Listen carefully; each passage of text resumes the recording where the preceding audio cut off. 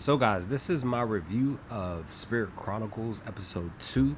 As always, I'm doing review videos for anime that I'm watching on the side that I'm not reacting to on the channel. So if you're here for these videos, definitely stick around. If you're just here for my reaction to specific anime, definitely stick around. But with that, guys, let's jump into Spirit Chronicles episode 2. Let's get it. So this episode is titled Royal Academy. It's basically focused on Rio here, aka Haruto, coming into this, being reincarnated into this other world as a child now, and he saves the princess, Princess Christina's life from being killed, being murdered, and he goes before the king, and he basically gets a thank you, but also gets a chance to join the Royal Academy and look to climb the ranks within this academy. Now, this episode was just centered around. It was really centered around, Rio here, you know, going through the daily life of the academy and studying, and also having classmates hate on him. Flora is there. She's a part of his classmates. She's still her and her one friend. They're still hating on, giving Rio mean looks as he's just sitting there minding his business. And then also another character that is introduced by the name of Alphonse. He too is also hating on Rio, who they all are basically saying like Rio is from the slums. He's a commoner. He doesn't belong among us or anything like that. But the king, being the king, he just decided to put him amongst us. This isn't right. But we're just gonna just continue to hate on him, type of stuff. So in this scene, Rio's introducing himself, but again he's having these specific classmates give him rude stare downs. I mean, technically the whole entire class is like talking bad about him, and it just sucks. But Rio's just minding his business and doing his schoolwork, and just making sure that he tends to his daily classroom duties. Now, a bit further into the episode, here we see that Rio ends up going to go find Celia at her office, and he the thing is that he can't read currently in this moment in time, during his younger life, and he basically goes to her office. They sit down, they're talking, but the one key thing that Rio can do, he is really good at arithmetic, because she notices that. But I don't want to forget that as he goes into her office, it's a mess. So the books and stuff, paperwork all over the room, all over the floor. But he kind of helps her tidy up just a little bit. But before they start sitting down and going over his arithmetic paper here. But she does notice again. She does notice that he is really good at arithmetic. And she talks to him about that, but he eventually mentions his mother, this current life of his mother, being sorry, his past life mother, being the one that taught him how to read, and how to be good at arithmetic. And we even get the flashback of him saying that I used to be in a university and stuff like that back during my Haruto past life. But it's just real interesting that the main side of his life, as Rio, he can't read, but it's like muscle memory for him. He can still remember the mathematical side of solving problems and stuff like that. So I really like that portion of this episode and this scene here between him and Celia. Now, moving forward in the episode, we see that the kids are taking some battle classes, basically, and their teacher here, he's the one who's their instructor, and they're all going through a specific fighting style with a shield and with their wooden sword here, and they are going through the practice and the motions and all of that, but eventually during this practice, their instructors asked Rio to attack me any way, however you want, type of thing. And of course, Rio is shocked. But in this scene, it's really cool because of the fact that he is using, as you see here, he has a specific stance. A lot of his classmates notice the stance, including his instructor. They notice that it's a stance that they're not used to seeing. Why? Reason being is because Rio, in his past life as Haruto, was taught was taught to fight in this style, specifically like karate or jujitsu, whatever that style was from his past life. His former instructor in his past life taught him how to fight. So in this, we got that flashback, and his teacher, showing and talking to him and telling him how to actually strike, and when to strike and where to strike. So in this scene, in this moment, we actually see Rio and his instructor going at it, and Rio doing specific things that his old past life, his old teacher used to teach him how to attack. And it was really, really dope to see that Rio, it was like muscle memory from, like how I was saying, with his mathematical side of his mind, his fighting skills. It was cool for muscle memory for him to be able to remember how, per his past life, how to strike and when to strike and where to strike. And it definitely took, his classmates, it shocked his classmates, including his teacher. So it was just really, really just a really cool scene here in this moment in episode 2. Now, moving further in the episode, I do want to mention that prior to the scene, Rio had basically, he was standing like at the I want to say like the courtyard of the school, like the outside, and he ended up having a something of a memory of his past life, where between Haruto and Mi-chan, where he had mentioned that they had lost touch of each other, and then got reacquainted in high school, but then she disappeared, and he hadn't seen her again. But he's in that scene, he's still struggling between both worlds, because he's having specific memories from his past life pop up in this current life that he's living as Rio. But as we move forward in this specific scene, because even prior to that, they ended up taking their exams.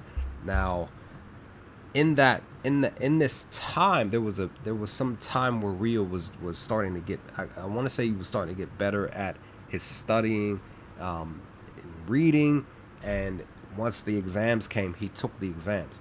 Now, in this scene, they posted results of the exams, and like the top 10 of the exams, and Rio was like, I want to say, either right next to the princess as far as top students, or right under her.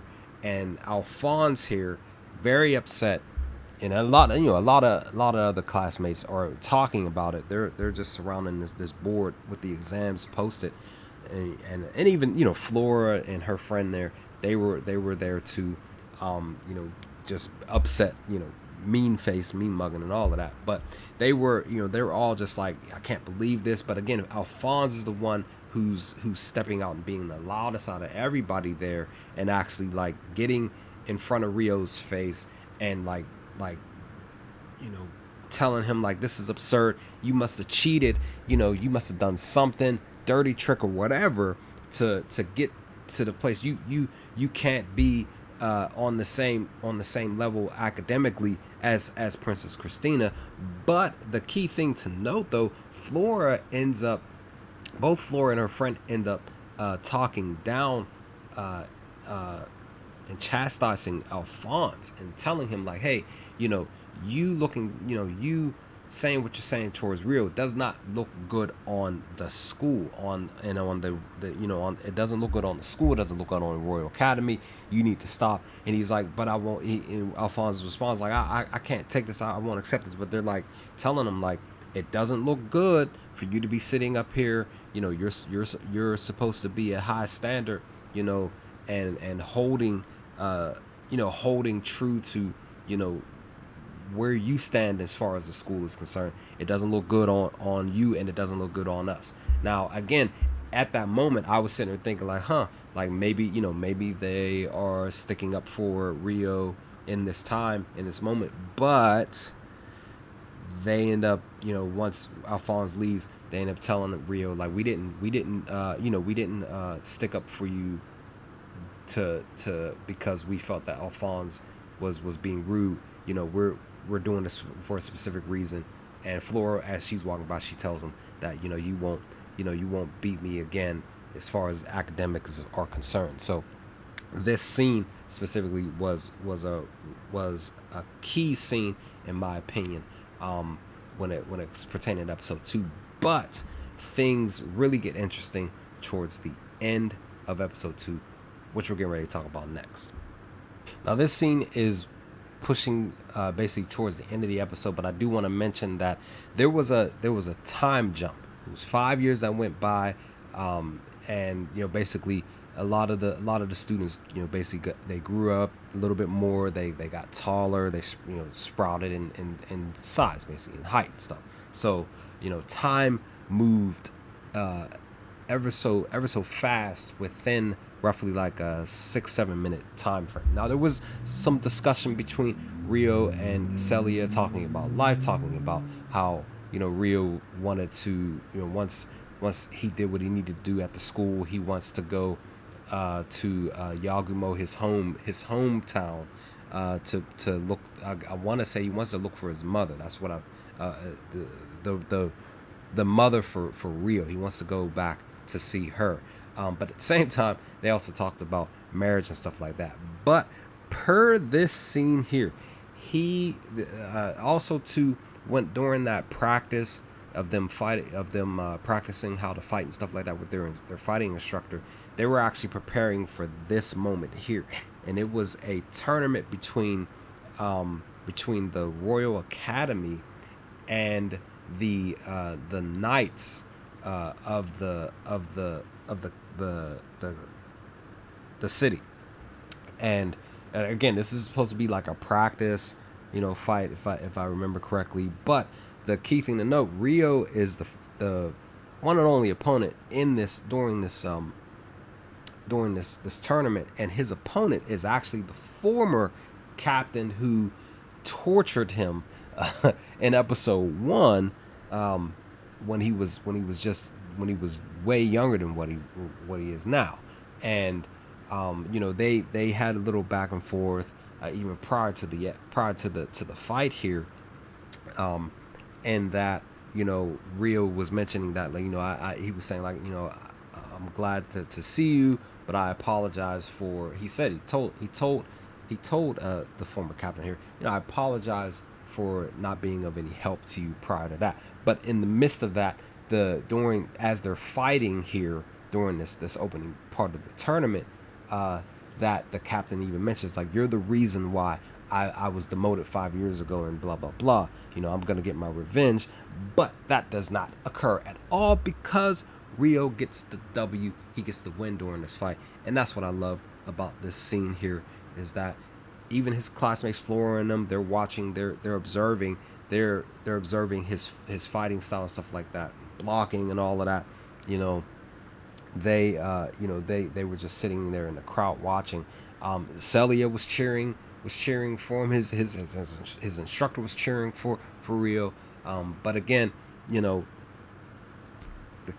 former captain, he was really trying to get the win, really trying to embarrass Rio, and that didn't occur at all, in which he was able to get the win and get the W. But once that occurred, once he walked off, we get another scene, another important, interesting scene moving forward past the tournament here. So just a bit past that tournament, past the win for Rio, we get a scene where the former captain, he's actually having a conversation, a drink with this person here in this room. They're sitting, and he's basically talking to him about the fight, talking to him. He's slamming his drink down on the table. He's upset, and I'm laughing hysterically at him being so upset, so pissed off that that he lost.